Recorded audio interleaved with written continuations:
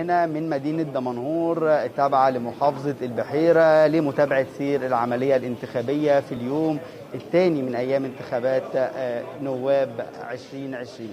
بنرحب بيكم وكيد بنرحب بسيادة اللواء هشام أمنة محافظ البحيرة. أهلا بيك يا فندم معانا على شاشة MBC مصر. اهلا بحضرتك يا فندم والساده المشاهدين. في البداية أنا أحب أعرف من حضرتك طمني أكتر على سير العملية الانتخابية من اليوم الأول وحتى وقتنا دلوقتي.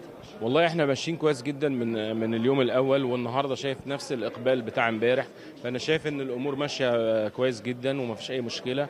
كل اللي اقدر اقوله ان محافظه البحيره في اقبال على اللجان، في تمثيل مشرف للشعب البحراوي، فبنامل ان شاء الله ان النهارده كمان يكمل على هذا الوضع باذن الله. فندم، لو اكيد حضرتك قمت بعدد من الجولات، لو تكلمني اكتر عن اهم الملاحظات اللي رصدتها المحافظه سواء كان امبارح او خلال الساعات اللي فاتت.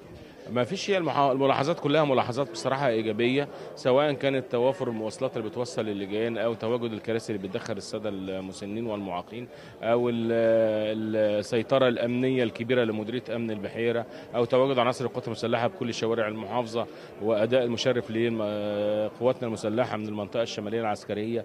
كل اللي بقوله وتناغم كبير جدا بين السادة القضاة والجهاز التنفيذي اللي موجود في المحافظة. الكل بيأدي عمله وبنجاح، وشايف ان المواطن بيوصل حضرتك اللجان ما انت شايف اي مشكله، في مناطق انتظار وتجهيز لوجستي على مستوى عالي.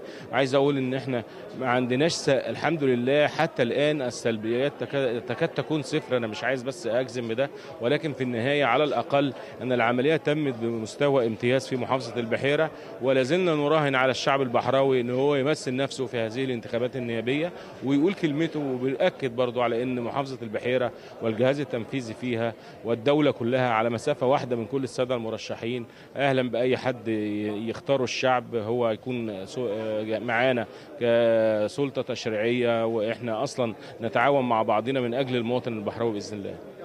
سيادة المحافظ، لو اتكلمنا دايما احنا دايما في الانتخابات بترتبط دايما بنسب الاقبال، يعني تكلمني اكتر عن اهم المناطق اللي شهدت اقبال، اهم المناطق اللي شهدت حشد كبير من المواطنين. والله عايز اقول ان القرى والنجوع الاقبال فيها شديد، وفي حاله من حالات التمثيل المشرف اكتر كمان من المدينه، وان كانت المدينه طبعا زي ما حضرتك شايف في اقبال مميز جدا يعني من كل المواطنين مقارنه بكل الانتخابات اللي السابقه يعني. لاحظنا على مدار اليومين بتوع الانتخابات وقبلها كمان ان في فعاليات بتقوم بيها المحافظه وبيقوم بيها المجلس القومي للمراه لرفع وعي المواطنين وحثهم على التمثيل السياسي والانتخابي ومشاركتهم في المشهد الانتخابي. كلمني اكتر على الفعاليات دي ودور المحافظه في رفع وعي المواطن. لا، هي الفعاليات تمت قبل الانتخابات بفترة وقبل الصمت الانتخابي، والفعاليات كانت عبارة عن دعوة للمشاركة وليست دعوة لانتخاب أي مرشح، لا علاقة لنا بذلك، ولكن كنا بنفهم الناس، وكانت الجامعة حتى عاملة حملات توعية إن احنا عايزين ننزل نمثل نفسنا في الانتخابات النيابية، وبنقول إن ده شيء بيعكس وعي المواطن البحراوي. فكنا بس بنوعي الشعب إن هو يتواجد، إن هو يكون معاه الكمامة بتاعته، الماسك بتاعه، انه يكون يعني ينفذ الاجراءات التباعد وهو داخل اللجنه.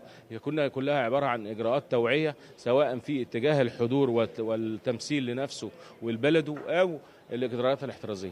يعني ختاما يا فندم، نحب نطمن منك على ازاي اليوم هيستمر، وهل هيتم غلق اللجان في مواعيدها ولا ممكن يكون في مد في حاله وجود اقبال من المواطنين، وازاي هيتم التعامل مع الموقف ده؟ دي حاجات بتحددها اللجنه العليا للانتخابات. احنا اصلا كل اللي احنا بنقدر نقوله ان من هنا لحد الساعه 9 مساء الامور هتسير بطبيعيه.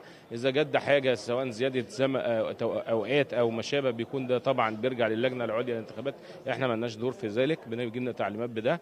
ولكن في النهايه ما فيش قاضي من القضاه بيبقى عنده حد في ساعه توقيت قفل اللجنه وبيمشيه، فبيتقفل ببان حديد، والناس كلها بتخش زي امبارح، وكلها الناس كملت واللجان قفلت متاخره شويه.